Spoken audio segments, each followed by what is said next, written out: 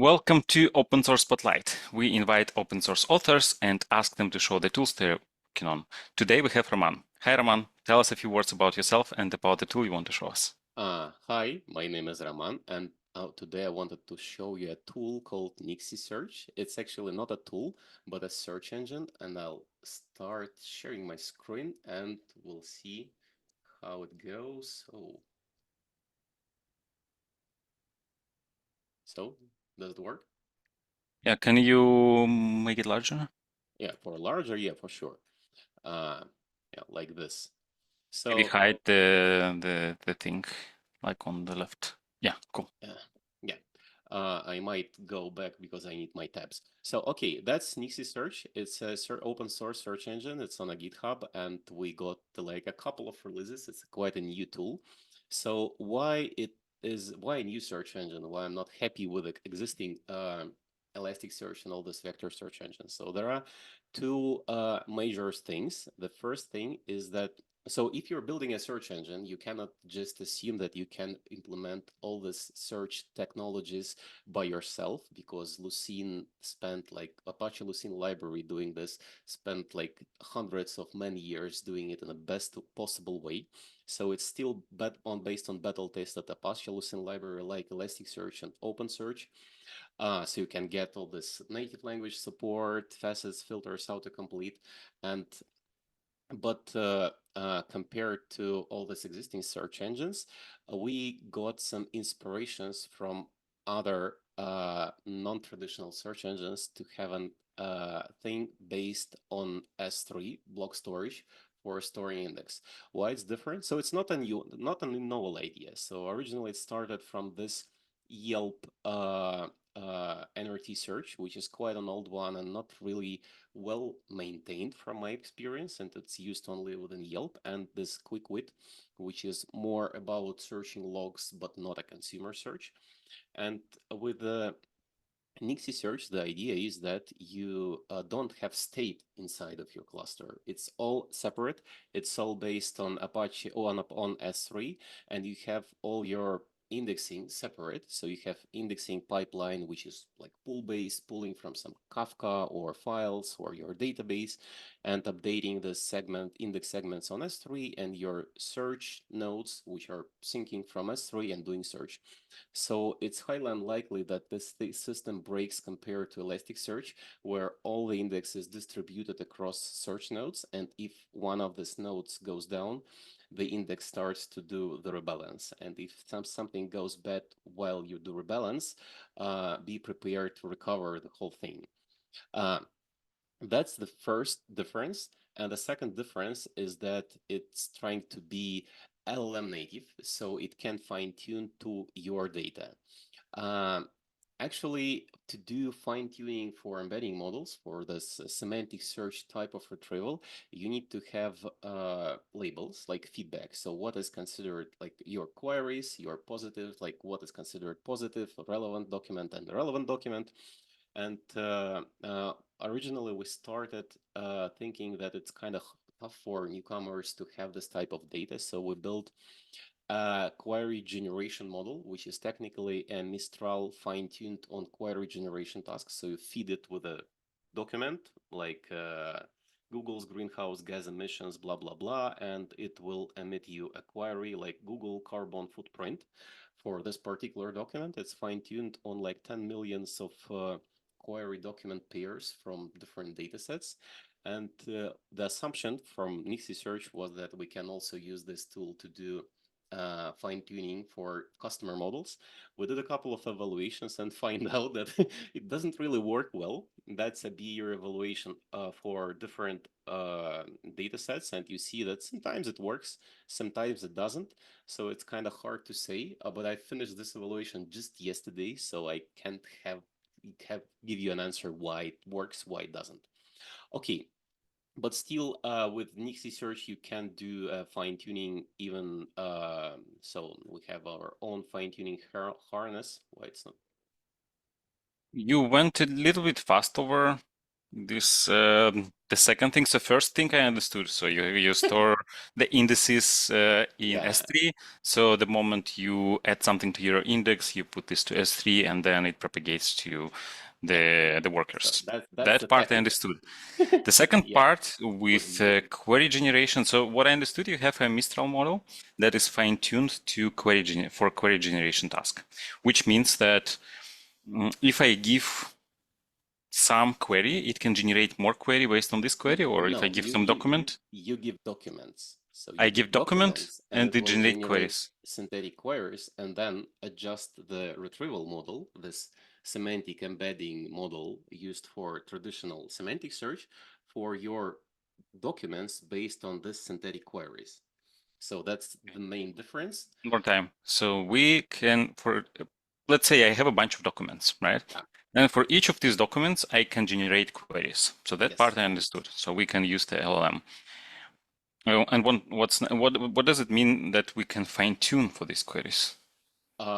This pairs of queries and documents seem to Yeah, be like a doc our like a gold standard, right? yeah, so it's a positive examples. Yeah. You can treat other documents which are not like just random or maybe some other way of sampling as negative examples, and you just continue fine tuning an existing model like E5 base to on your gold standard synthetic labels, and it These might are embedding models, or what are those? yes. E5. E Okay. E5 is an embedding model, like not like the most modern one, but the one I like for my playground. Okay, so maybe In let's these do positive and negative pairs, we can take an embedding model and fine tune it such that for positive, it produces high similarity score. For negative, it produces low similarity score. yes. I understood. Okay. So that's the idea. So let's make a short demo of this thing. So Nixiesearch is actually a strongly typed search engine like Postgres. So you need to have your schema defined like the way you do for Postgres for all the fields and their types and the way you are planning to search them. Here we just go for a traditional lexical search for the sake of simplicity. So we took like this type of data set. It's like a movie lens based data set for search I personally collected. And there are a couple of fields here like movie title, overview, tags, and some numerical fields here with different types, and you can filter and facet over this. Nixiesearch itself is just a Docker container, so you can start it with with a Docker compose. We have a compose file which is very trivial. So just take a latest Docker image, expose board, the pass the volume to config file, and that's kind of it. I already pre-indexed all the documents here, so to save some time, and we can just go for the endpoint that will tell you that we have also some sort of a UI, which is my med skills on front end. That's what happens when people are backend people are doing front ends. It looks very creepy, but we're working on that. So we have some more nicer front end soon available, but it's like kind of in the process of being Notice developed. you have dead jokes in the response. Yes, it has that jokes in response. Why not? Our dog favorite place to eat. Dead We joke every time, or you generate them? uh, actually I have a LLM model for generating dead jokes, and these are from this model, but it's not doing any real-time inference of dead jokes, unfortunately. Uh, so for here, you do is like search over the metrics, and by default it searches over all searchable fields. So that's why it matches Commando for some reason, because the main here is John Metrics, but others seem to be quite relevant. And let's do a couple of requests. So the first request we're going to do is, so as we can do facets and aggregations, let's, search for all the movies where the title has a king and also return title in the response, like it's usually done in the Elasticsearch query. and also aggregate over a field called tags. So you just, yeah, so that's how requests look like. You just send this search request over the search endpoint, and you'll get your nice facets. So these are all the movies with the king in title. So yeah, seems to be working quite well. King Kong, King Cobra, and aggregation is also here, like adventure, medieval, action. There is even 2 movies with anime. So we can, okay, let's do filtering. How can we filter out all the movies for the tag of anime? By the way, searching for the field king. So it looks very similar to the Elasticsearch request, but it's not absolutely replicating Elasticsearch because we want to do more than Elasticsearch. So let's just do this filter request for this 2 anime movies with the name of King in title. And yeah, it seems to be working, like the egg of the king. Yes, it's king is there, and the same of King of Thorn. And And the search, right? sorry? This is just text search. This is what you This, call lexical search. yeah, it's just for the sake of demo purposes. But with lexical searches semantic search is going to be a bit different, but I need to re-index all the documents because I only indexed lexical search. And the last we can do autocomplete. Let be just not like a king, but like key I, and it will say you like maybe you meant kick ass or kick back or kick the cock. Oh, maybe yeah. So that's the movies. We can just go further like kin, and it's going to be more kin to make king. Yeah. So it tried to do, but still likes the kick ass movie for some reason.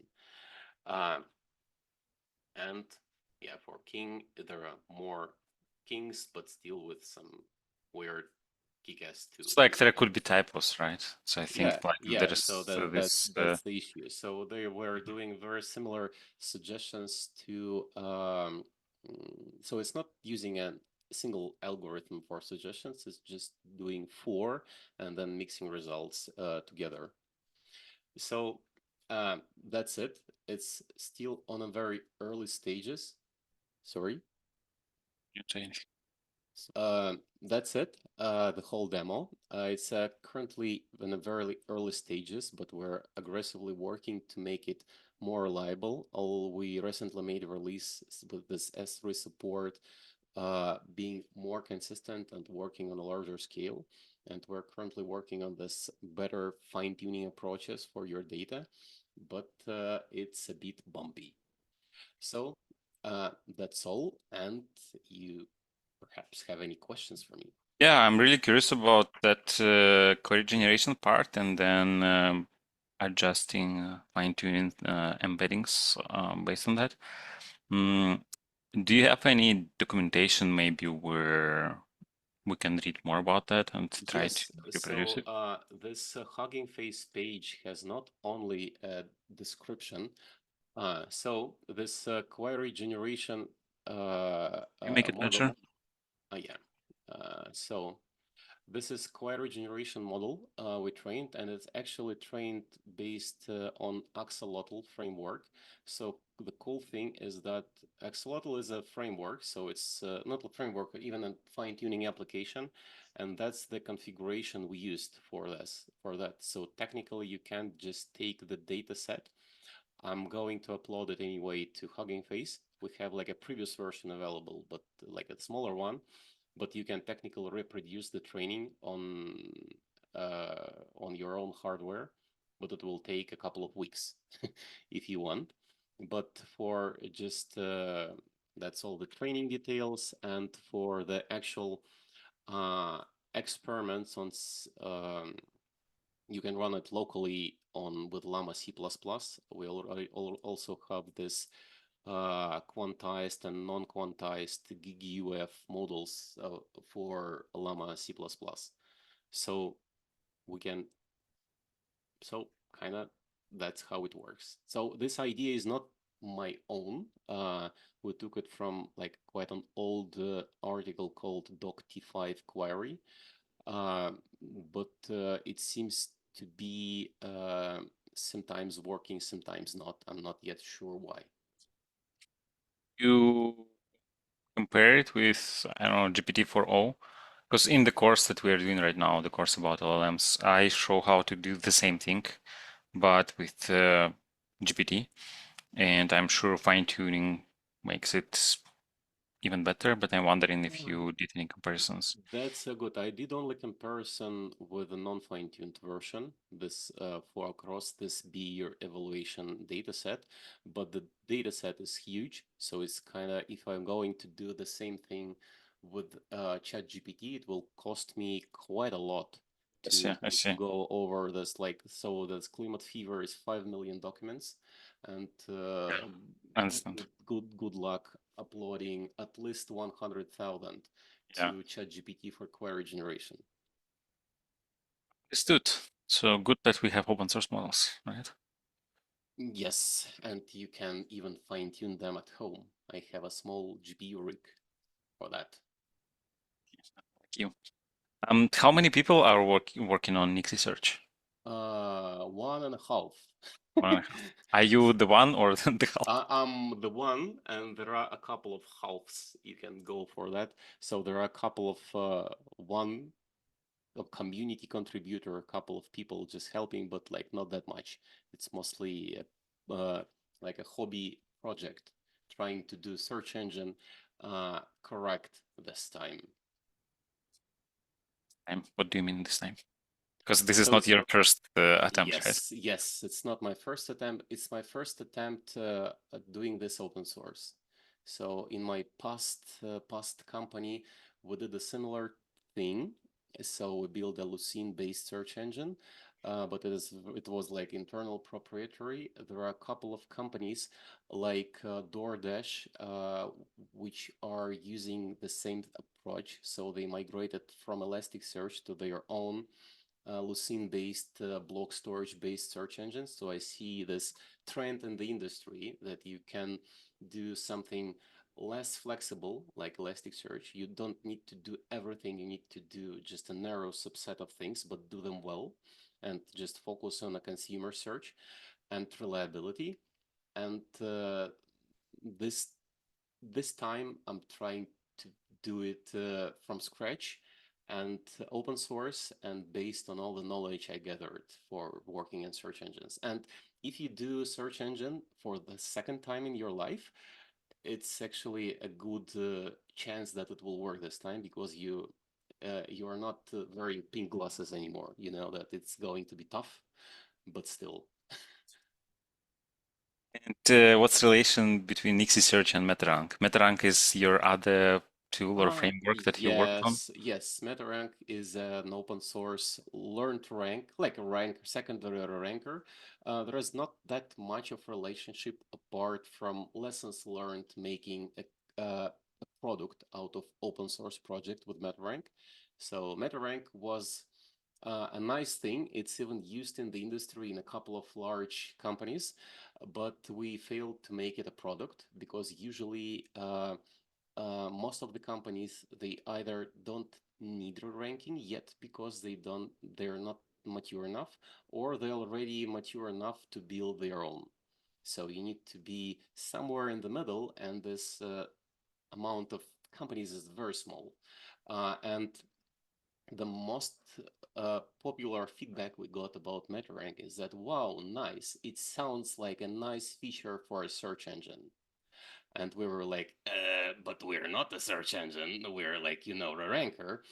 And but it was a hint in the right direction.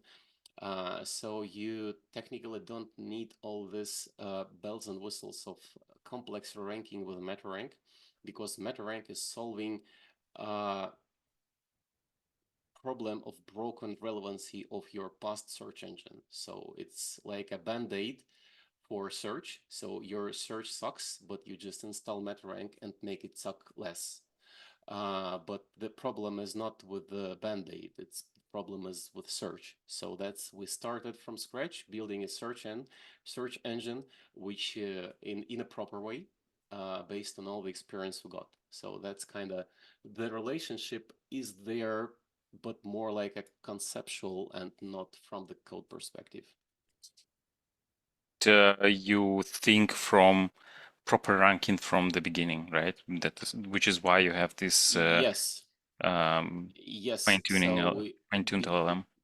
I think it's more like a business point that if you are just doing your vector search engine, you're going to be the same as 100 other vector search engines because they're using the same models from Hugging Face. So what's the difference? But if you can do better relevancy with existing models, yes, there is a difference. You are at least different compared to other vector search engines because the underlying tech is the same across the industry. It's HNSV with some bells and whistles, but the algorithms are the same, and they are already mature and optimized enough not to differ much between implementations. So you take Quadrant, you can take VV8, some of them might be slightly faster, but from business perspective, is it 1 millisecond on 1 millisecond and a half? Doesn't really matter. And if someone wants to contribute to Nixiesearch, can they already do this, or maybe Yes, they but should wait? good luck for them. Okay. Good luck because I've never actually expected someone contributing because usually that's not that happens with early stage open source projects. And I'm also a big fan of functional programming. So if you've opened source code for Nixiesearch, you might find quite a lot of Is it Scala? highly, yes, it's Scala and it's like a my another take of learning Scala, so it's even more functional and even more covered with monads and effects. But due to that, it's very well tested, and it's very hard to break it because the test suite is so huge, and the type coverage is also so huge. So if it compiles, it usually works. So which is absolutely different compared to Python because like who knows will it work or not because it's all dynamic. I see that you have quite a few issues. So Uh, potentially these issues could be taken by somebody yes, from. yes, sure. So there are plenty of them, but these are created by me. They are not bugs, but more like a feature issues. Because if we have some bug, we just fix it on the spot and don't not like wait until it's mature enough in the backlog. But it's more seems like a roadmap. So And speaking of the roadmap, so you mentioned that right now you just finished this benchmarking, right? So these experiments. Um, so do you want to work towards the direction of fine-tuning, like creating better embeddings, or you plan to work on some other, like maybe more engineering aspects, or what it exactly? seems like we're sitting on two chairs at the same time. So I really like working on this machine learning and fine-tuning problems, but I'm doing it alone on my free time and I can't keep up with existing industry. So, okay, there are 10 PhDs sitting in university or in a company doing embeddings full time, and me sitting not in basement luckily, but still doing some fine tuning on my free time on my small GPU cluster, unlikely that I will be able to keep up, even if I'm very smart. I hope that I am, but unlikely that I'm as smart as these people working on that full time. But from technical perspective, it can this block storage and what we see from the interest from the community, I see that technical differences are much more interesting and like interest provoking compared to this fine tuning. And at So the I'm end, a data if you're scientist, I guess. That's why I'm more curious about the second feature, not the first one. yes, but for data scientists, they are usually afraid of doing any type of fine tuning. We try to democratize it, but you can't just say that you can fine tune with Nixiesearch. You should also prove that you're better than everything, all the similar solutions. And yet I cannot prove it. as a person with academic background. So like we're doing our best, but not yet there. So if you have data, you can fine tune, but if you have data, usually you can fine tune even without Nixiesearch. That's the thing. And product wise, fine tuning is not the thing that you're gonna do every week. It's more like a wow feature to attract interest, but monetizing it is a tough thing in the future. Last question. Do you have any advice to anyone who is watching this? Continue watching. Yeah, so my advice is that I see that people are doing this semantic search or reinventing old good technologies, search technologies of the almost previous century, and find out that they are good for a reason. So if you do RAG, you still need to do search. And if your search is bad, you can't do good RAG on bad search results. So it boils down to do proper information retrieval. And there is a whole industry doing it for 20 years, and you can't just ignore it completely. And cannot ignore all the learnings. So start with some basics, how this search works. All these BM25 are very strong baseline in my experience. It's very hard to beat in practice. Maybe on a notebook, it's perhaps yes. In production, very well tuned lexical retrieval is a very tough baseline to beat, even with all these modern embedding models. Let alone the complexities of computing the embeddings, indexing them, and all that stuff, right? Yes, in practice. So in a notebook, you have absolutely non-maintained BM25 versus top-notch embedding, and you got good results. But in practice, in your company, you have a search engine with 10 people working on that for 10 years. And yes, it's working quite well for your case.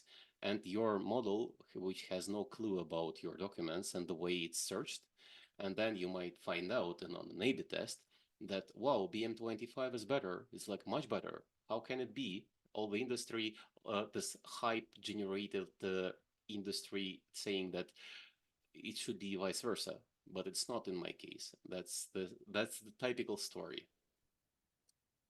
Prices, don't forget about the basics, and somebody has done a lot of work, so don't ignore it. Yes. Okay, Roman, thanks a lot. Always pleasure watching your demos, speaking with you, and yeah, I'm looking forward to seeing you again. Maybe With the next project when this one fail again. maybe with an update of this one. Let's see. Yes, let's see. Okay, it Okay, was also a pleasure speaking to you. see you around. Bye, everyone. Bye.